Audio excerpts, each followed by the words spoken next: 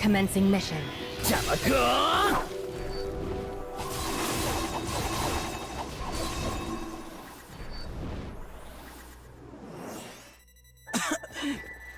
I have no time for this.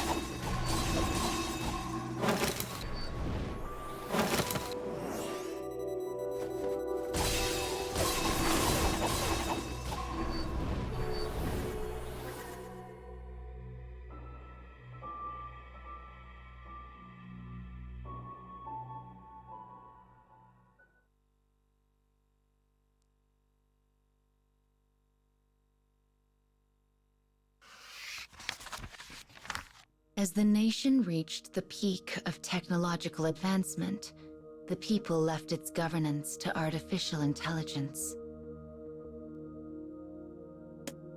Though the nation's survival was once in question, the skills of the second AI unit stabilized it once she was brought online.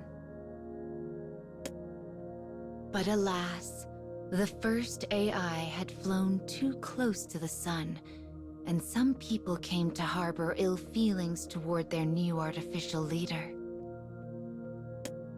Though such voices grew less prominent as the situation calmed, one group continues to petition for a government led by humans and employs violence as a means to that end.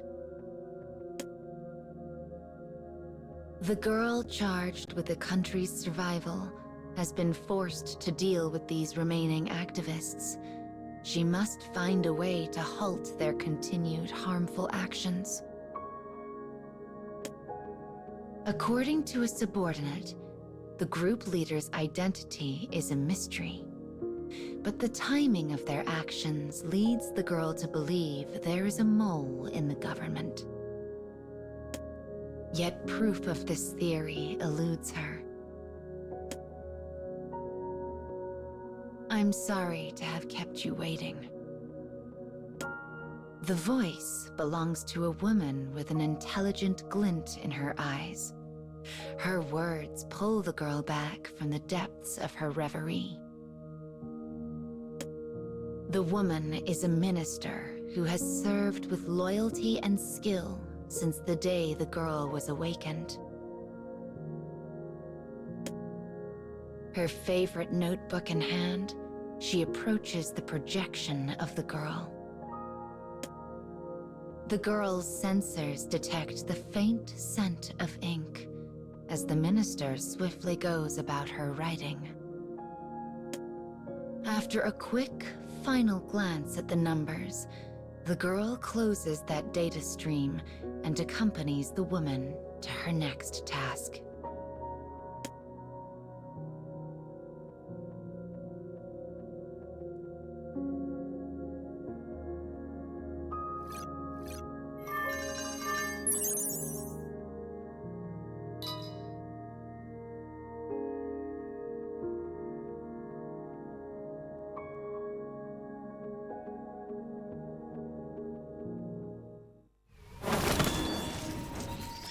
Commencing mission. 思い知れ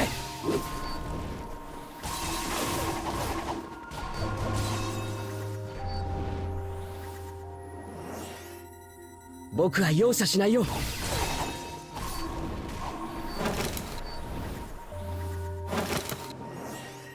I have no time for this.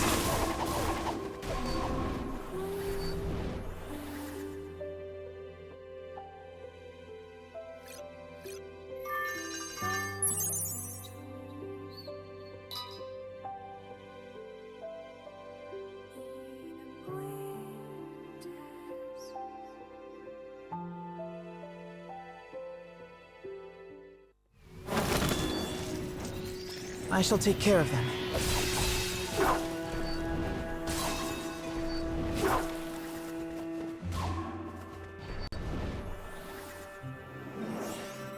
Enemy reinforcements confirmed. Eliminating.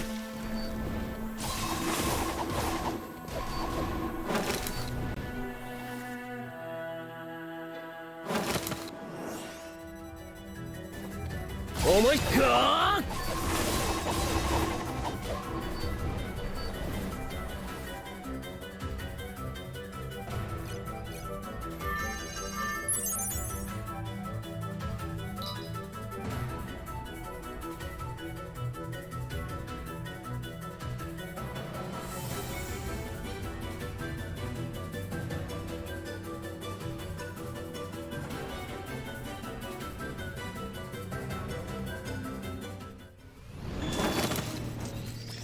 Commencing mission.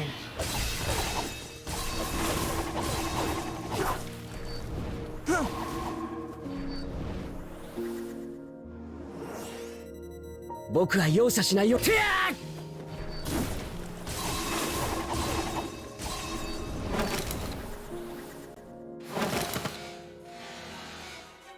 Enemy reinforcements 思い知 confirmed. れ。 Eliminating.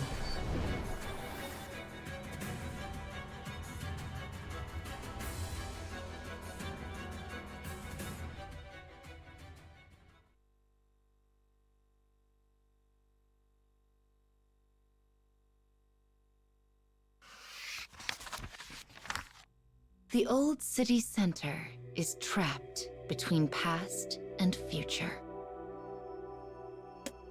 The state seeks to turn the area into a commercial district and has ordered all residents to evacuate so construction can begin. But emboldened by the anti-government group, many people have refused to disperse, causing the project to be indefinitely delayed. We should first confirm how many citizens have withdrawn, offers the minister. Yet the girl quickly rejects this suggestion. No, she replies. Today we issue the final warning. If they are not gone before sundown, we will remove them by whatever means necessary.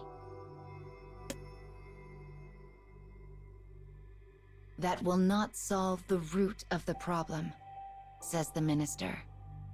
But having given her order, the girl brushes her off.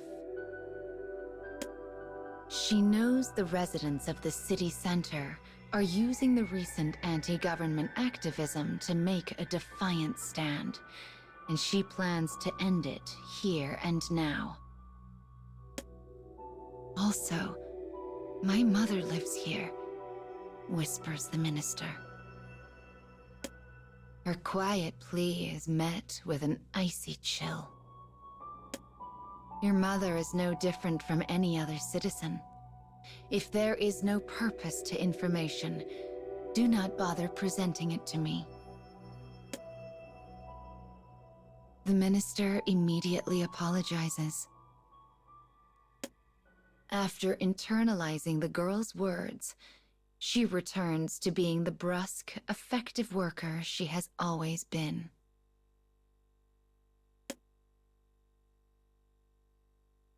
As orders to disperse begin echoing around the neighborhood, construction machinery rolls into place. Satisfied, the girl makes to leave. But suddenly, abnormalities fire throughout her body. She cannot shift locations. She cannot contact anyone. She cannot even move. She has been completely cut off from the network. All that remains in the projecting device is the data which constitutes her personality. She is alone in the center of the city. No allies, no friends. And what she does not know, what she cannot know, is that every thread of fate has been carefully woven so it might lead to this moment.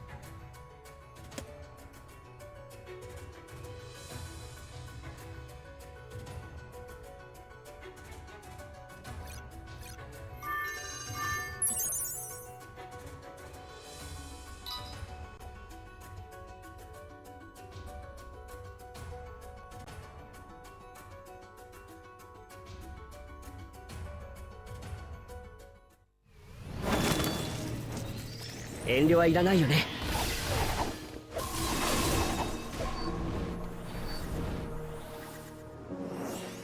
I have no time for this.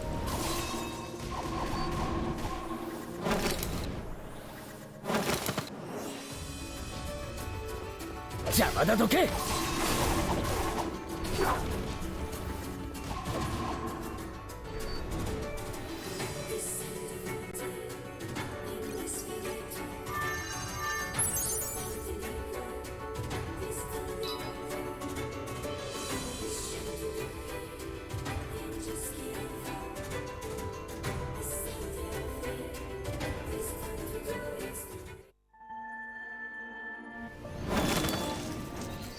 Commencing mission.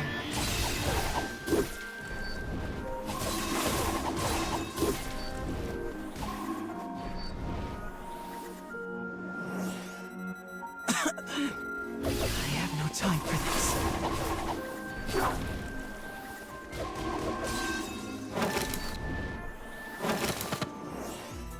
僕は容赦しないよ。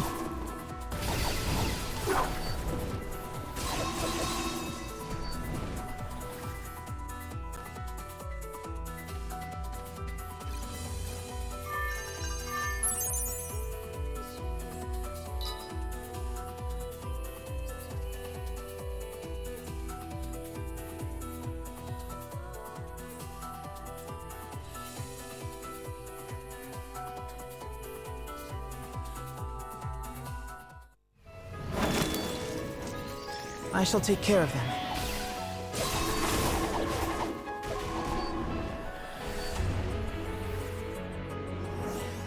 僕は容赦しないよ。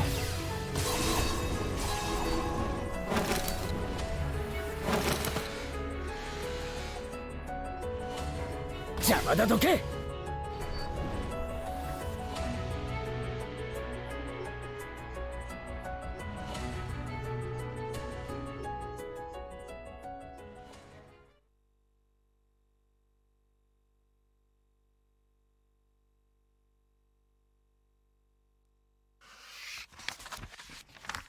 From her car, the minister begins to smile as a riot breaks out near a crucial government server facility.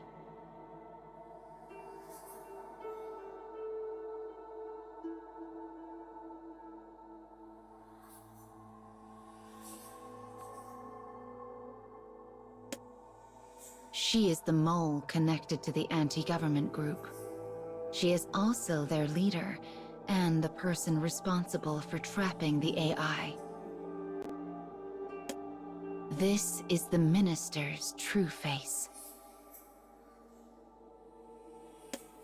She knows her ruse will buy them little time. But a little time is all she needs. If the girl is unable to rectify the situation while disconnected from the network, the people who believe in her will begin to lose heart. The minister intends to prove that relying on an AI for governance is unwise, which is why she had her compatriots in the group begin the riot. Her victory is all but assured, but then an image comes across her monitor that leaves her dumbfounded. Breaking news. The anti-government group that attacked state servers has been subdued by a military unit stationed there ahead of time. The newscaster's image suddenly wavers, transforming into static before the minister's shocked eyes. A moment later, the girl pops into view. The same one who should be unable to access the network. Your plan seems to be going well, she deadpans. The minister scowls. The girl slipped her trap far too quickly. How long have you known? She asks calmly. It was a solid plan. No. A perfect one. All communications within the group had been written down. There was no data trail to follow. And yet, the AI had known everything. You seem confused. Sadly, the only people who keep physical media these days, such as a notebook, are those who plot rebellion. That little book of yours was the perfect excuse for me to look into your activities.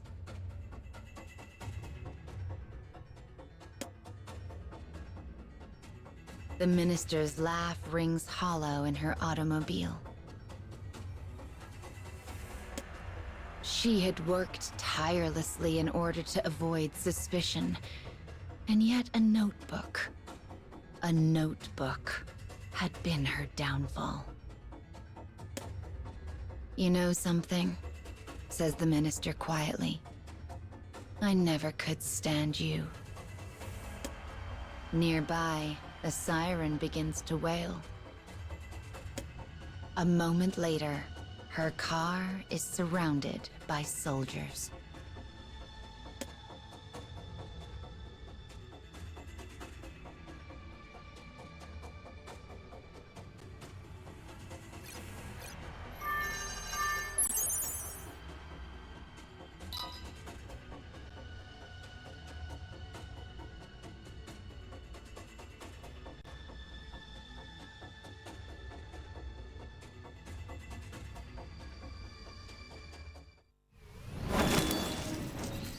Commencing mission.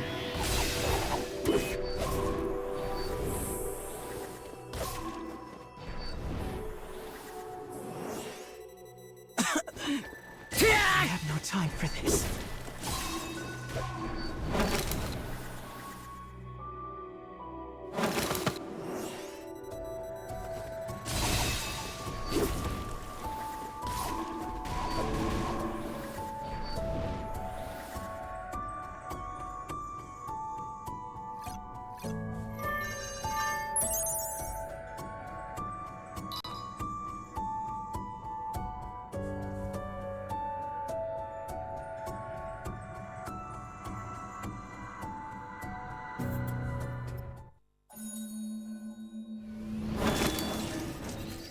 Commencing mission.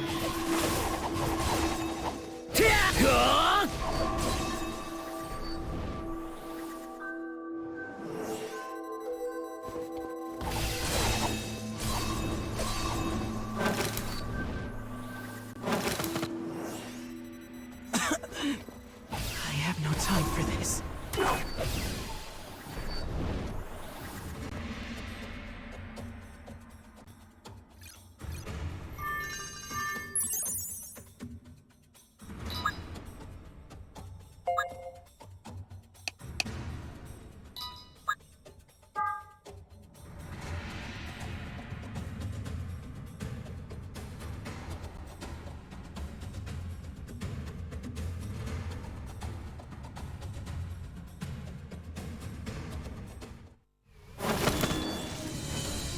I shall take care of them.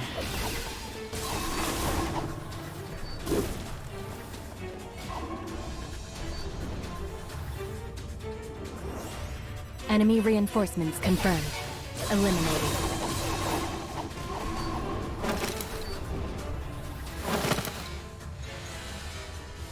僕は容赦しないよ。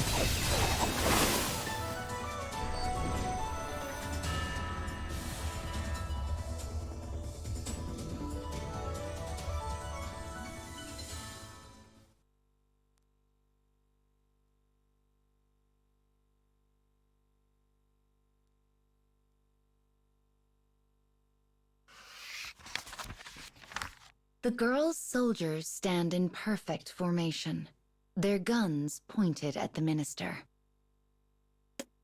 Things are now in motion that cannot be changed.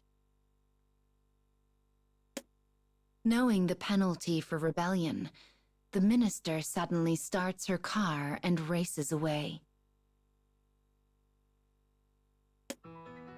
The soldiers move to shoot, but the AI stops them. Since my minister hates machines so much, let's give her the chance to drive without them. Suddenly, the woman's vision goes dark. The lights in the area wink out, as do the controls on her dashboard. The car is now a metal coffin rocketing down a darkened highway. The minister frantically attempts to control the automobile. She grabs at the steering wheel, but then, what? How does she navigate? accelerate, break. No matter how they may loathe it, humanity has unconsciously prostrated itself before the altar of machines and artificial intelligence. A moment later, the car slams into a building and explodes. Bright red flames illuminate the girl, and she closes her single eye against the blaze. "You brought this on yourself," she murmurs. "What made you think you could run a country when you can't even drive a car?" When she opens her eye, the light is gone. Once again, the girl will shoulder the weighty burden of an entire nation. And as she looks back to the past, her eye dims until it becomes as cold and distant as the endless dark itself.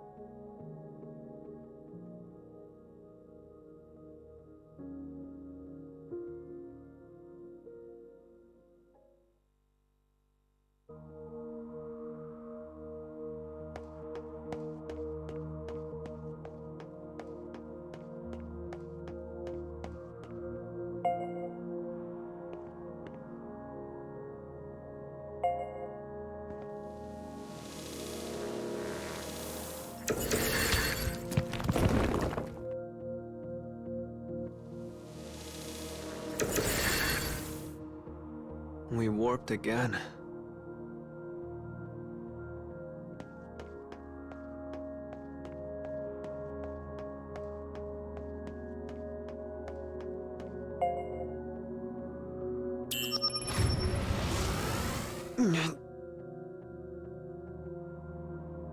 We're back where we started.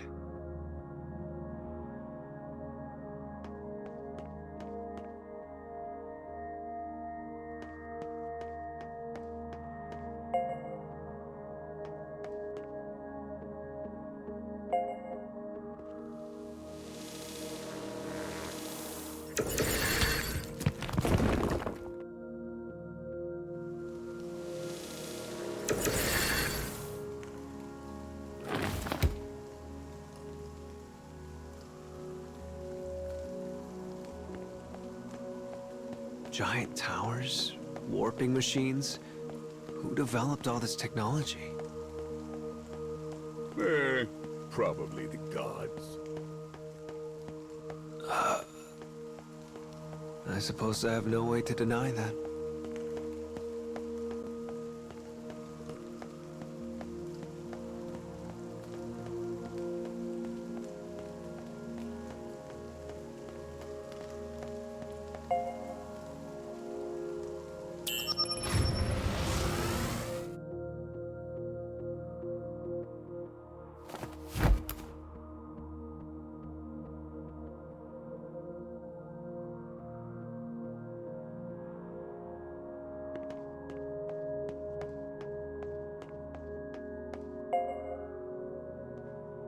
All that's left is this little wingding.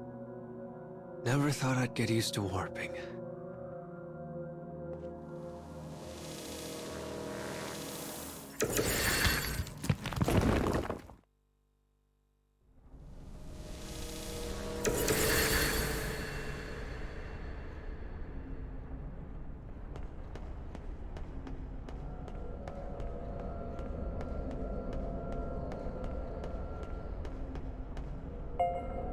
Finally, the third scarecrow.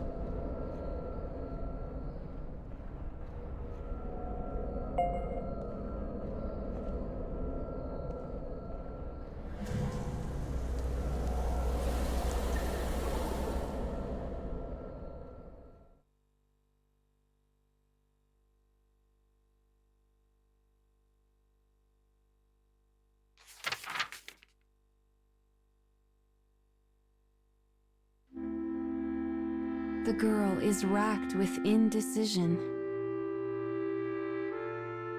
She knows the people are exhausted of endless war, yet she is unsure if she should sing again.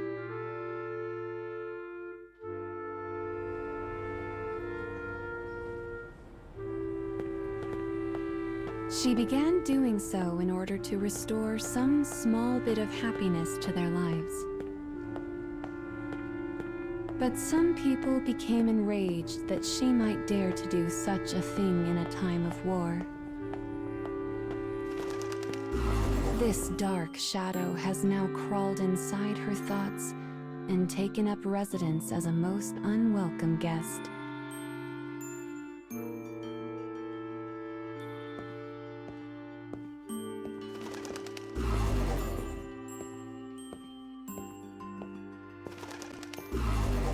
There's no point in making music if it just ends up hurting people.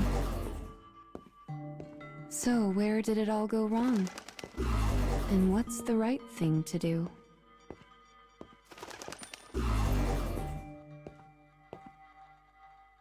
The power of her prayers has brought her this far. But now, even those have grown muddied and dark, casting a gloom over her once brilliant face.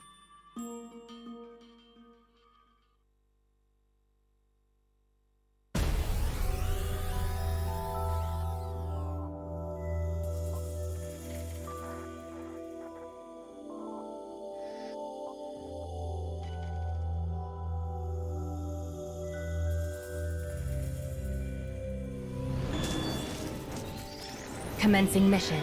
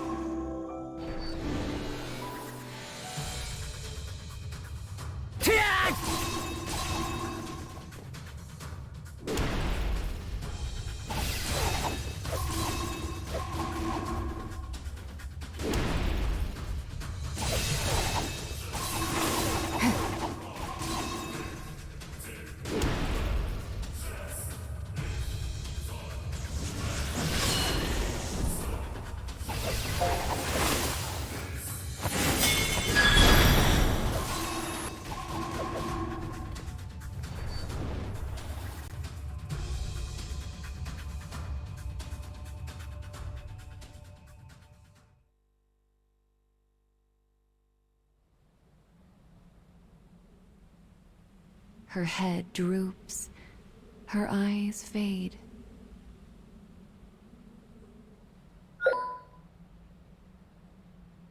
But then, she receives a notification. She opens her inbox. In it, she finds messages beyond counting.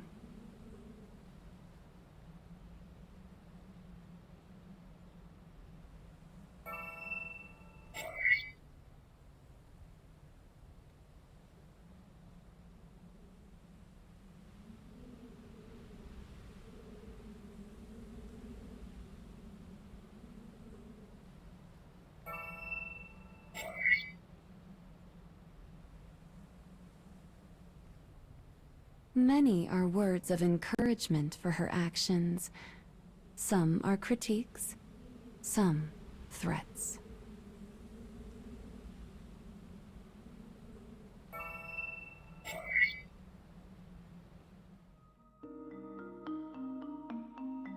But among them all, one in particular stands out. A message of thanks from a former soldier. Though he is no longer able to fight, he says her music encourages him to keep helping however he can. Silent tears appear in the corners of her eyes. As she reads the messages, she is reminded of a sensation, an emotion long thought lost.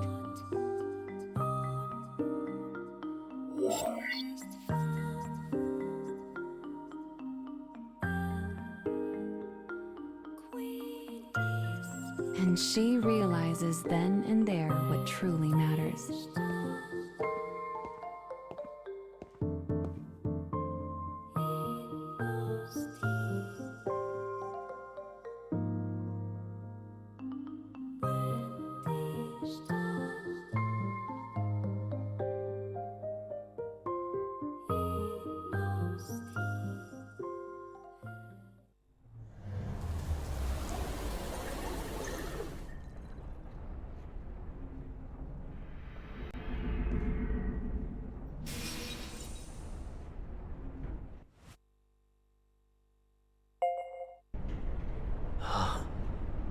Where'd they go? Just be careful. You know what will happen if you keep causing problems. Oh, yes, thank you. I mean, I'm sorry. Calm down, Mumsy. Oh, there they are. I hope we don't have to have this conversation again. Farewell, then.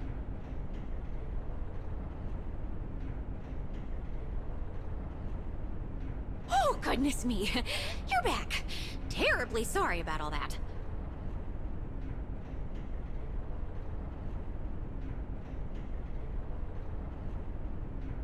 Who are you talking to? Her? Oh, she's just sort of my boss, I guess. But don't worry about it, you.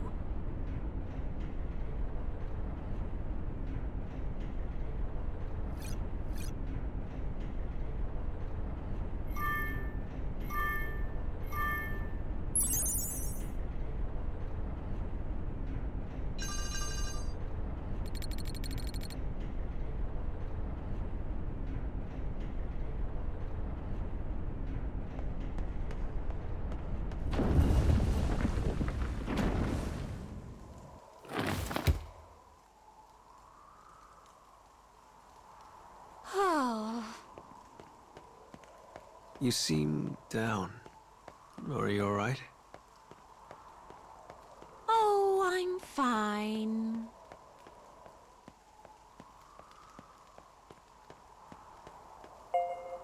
I can't believe we have to pass through such a high-up place.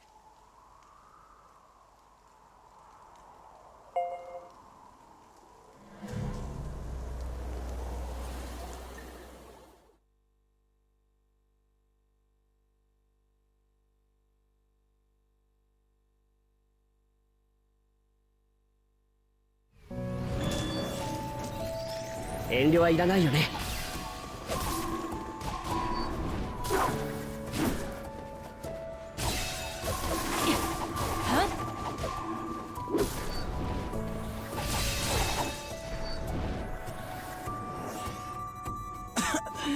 思い知れ。No time for this.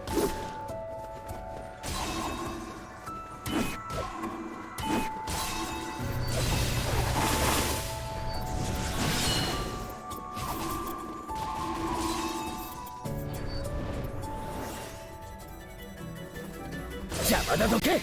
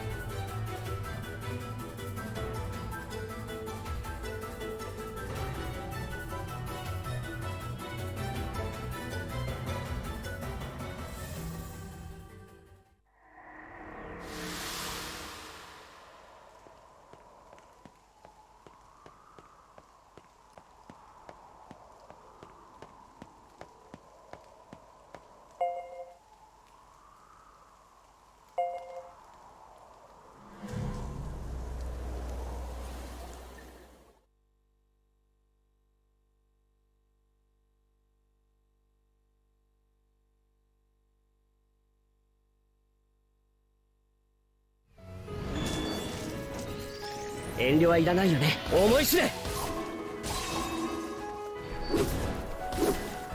やー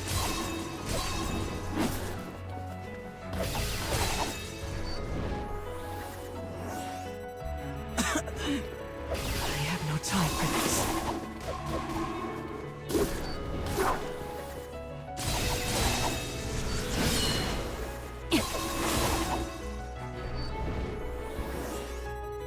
僕は容赦しないよ。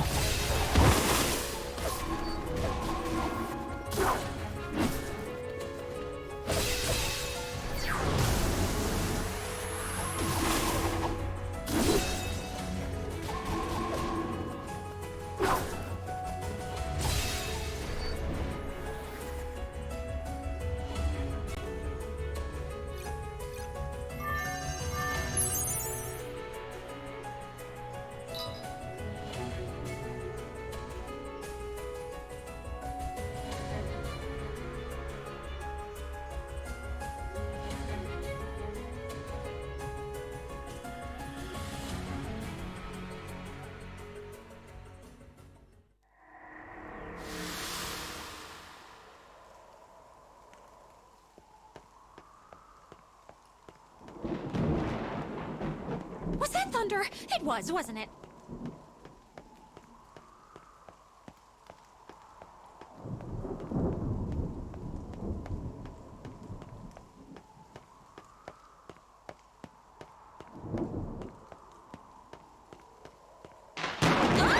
What the? Whoopsie. I spooked myself back to normal. No need to worry, Mama. I'll keep your tummy nice and warm. Oh, why can't I ever get a break? Sorry, you, but it looks like I'm out of magic. I can't turn into an umbrella anymore. Oh.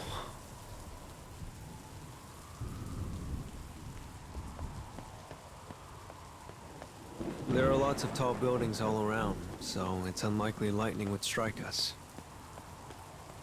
You're so calm.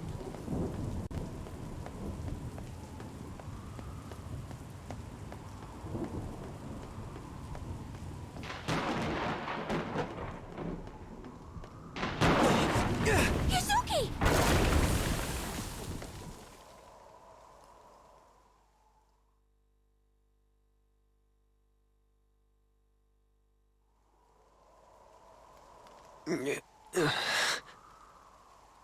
What the hell happened? Where'd they go?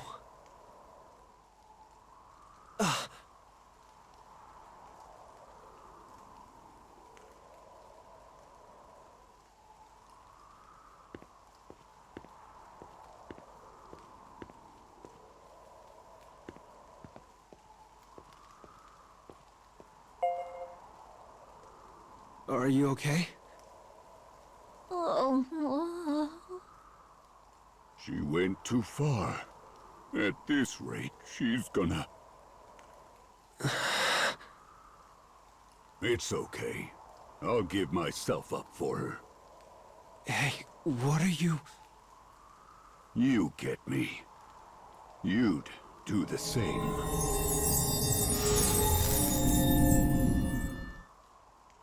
Huh? What happened? Are you alright, Mama?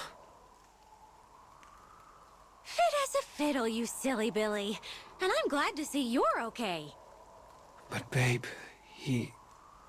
Oh, he's fast asleep. Poor little fella must be exhausted. Oh, that's good. I think I got too carried away there. Don't do that again.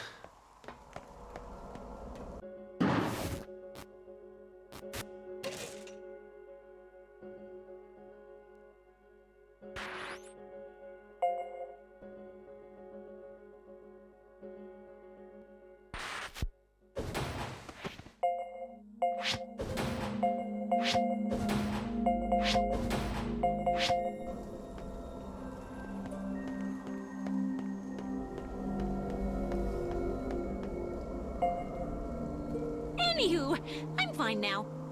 It's time for you to restore the past in the final Dark Scarecrow. Right.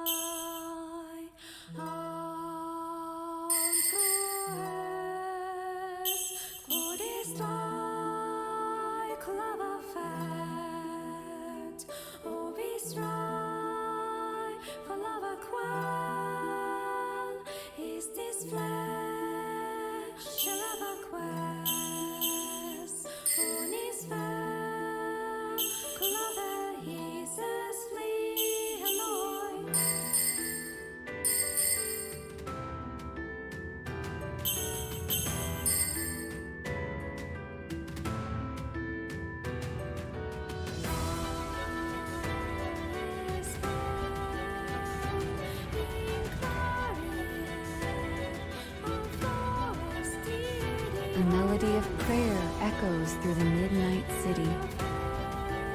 Then come voices criticizing the girl once more.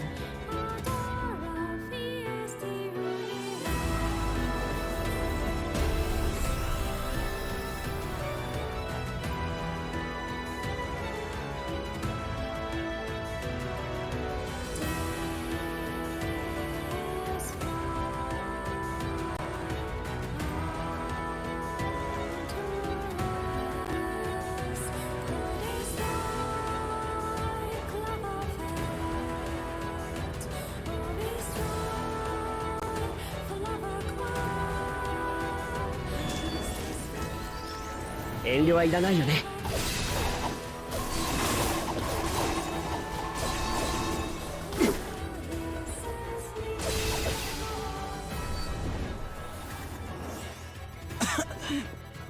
have no time for this.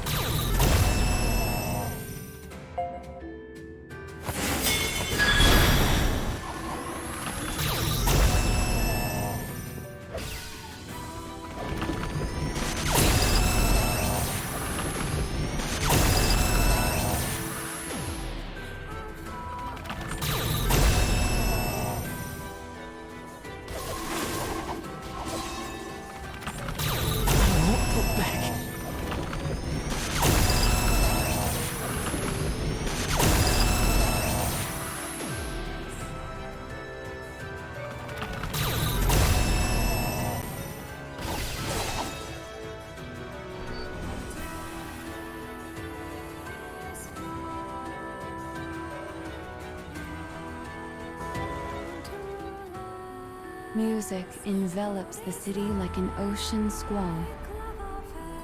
People watch the video of the girl, her powerful yet delicate voice absorbed in song.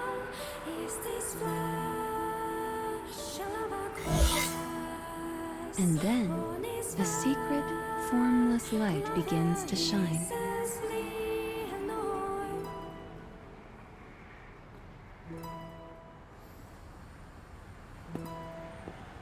The girl, now present, walks through the city to witness it for herself up close, singing the same notes that swirl and tumble in the gaps between buildings.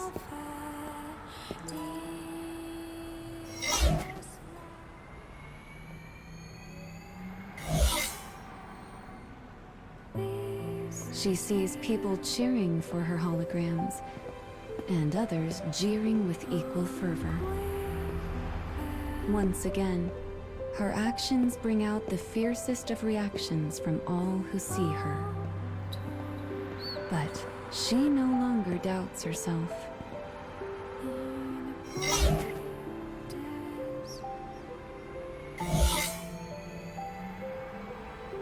The Idol of Light believes in the power of music, and uses it to convey her will to all who hear it. She once made a vow to the people of her land. She promised to wipe away their tears and stay close to those with heavy hearts.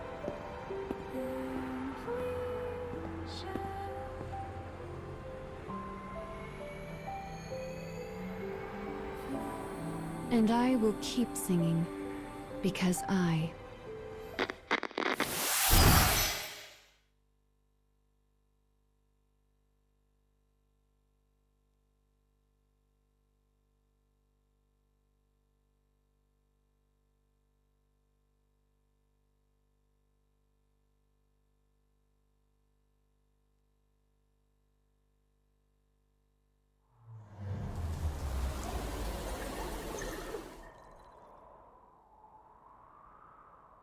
Such profound kindness. All she wanted to do was heal others with her music. She's burdened by the weight of emotions I can't even imagine. I'm just glad this last memory wasn't as horrible as all the others. Either way, well done on finishing your job. Now let's get you paid.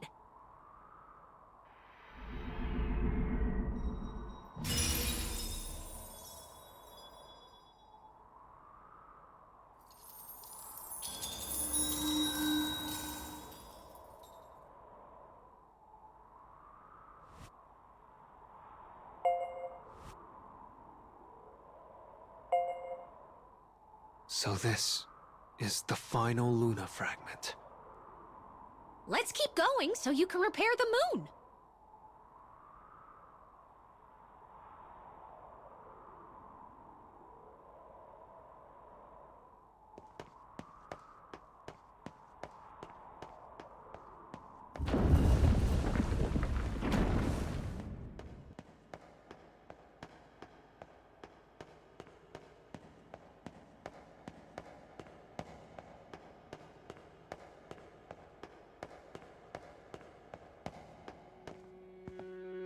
This path makes me nervous. It's all right, you. I'm right behind you.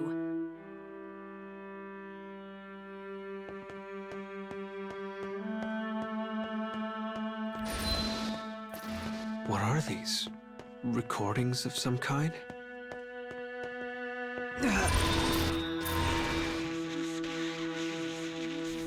Shut up! Shut up! Stop talking in my head!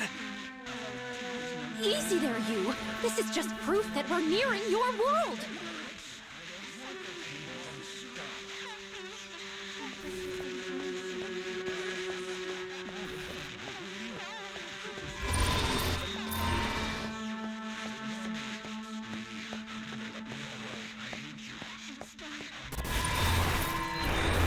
The broken moon is becoming whole again.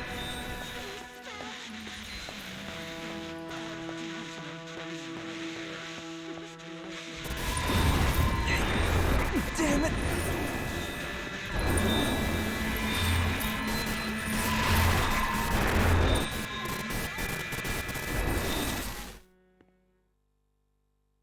Any wish that comes true comes with a price. That is an unavoidable truth.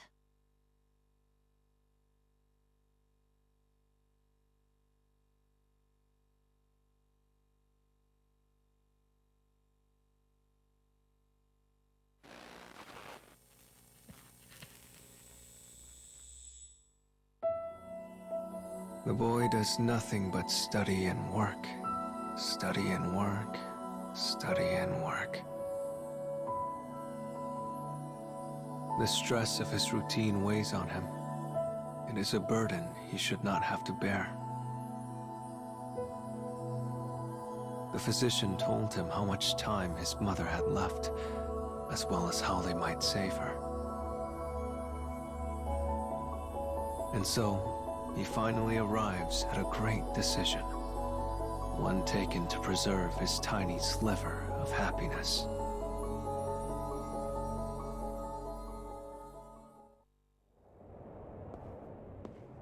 The boy walks through an endless night with no exit. He does not question where he is. His only aim is to follow the moon that now hangs in a darkened sky.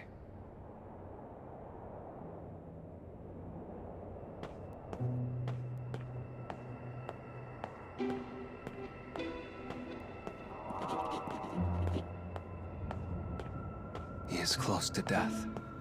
He knows this. It is the only memory he has left.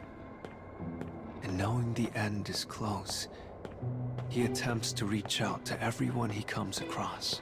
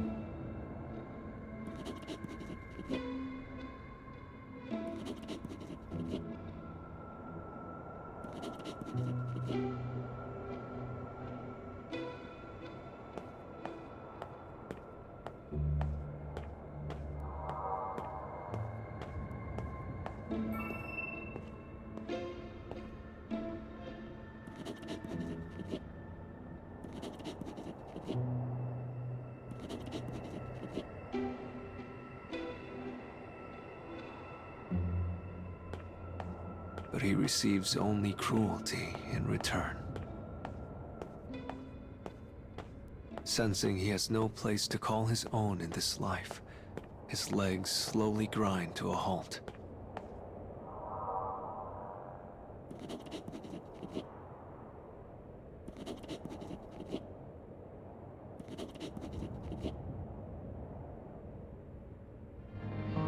He remembers what he and his mother said to one another when he was young. Even when his father scolded him, even when he fought with his sister, his mother had always been on his side.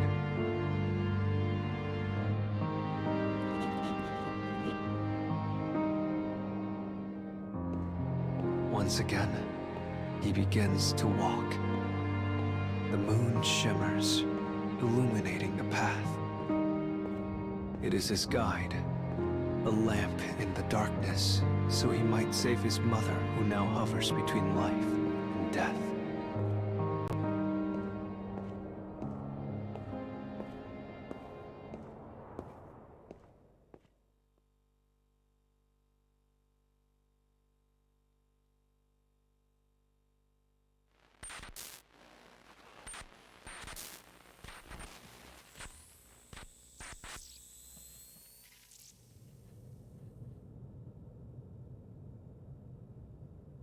The boy wakes up on the couch. The room is dim, the curtains drawn. The only sound is the dull hum of a refrigerator.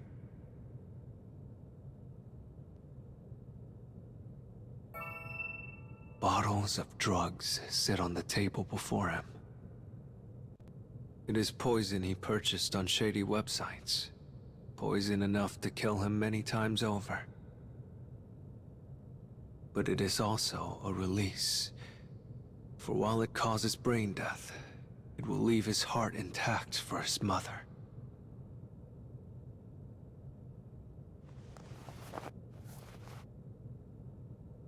Yet his body is not eager to embrace this plan. And for a while, he had lost consciousness.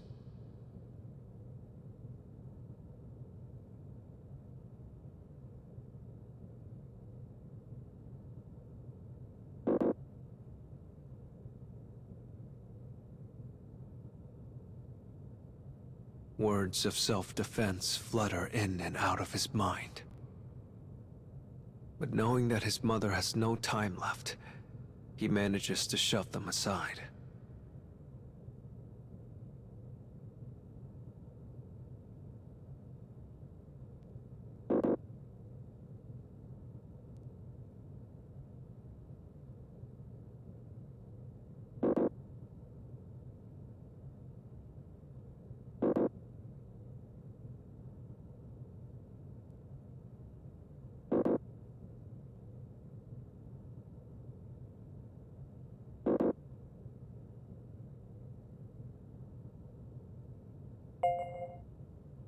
His rational mind suppresses his will to survive, and he brings the drugs to his mouth.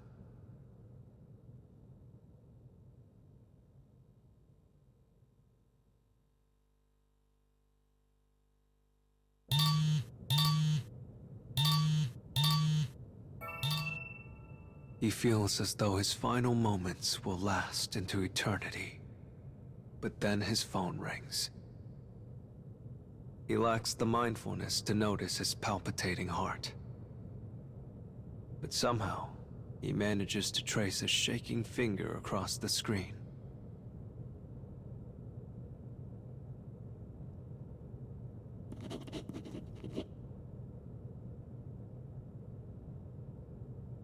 The call that saved his life was from the hospital where his mother is admitted.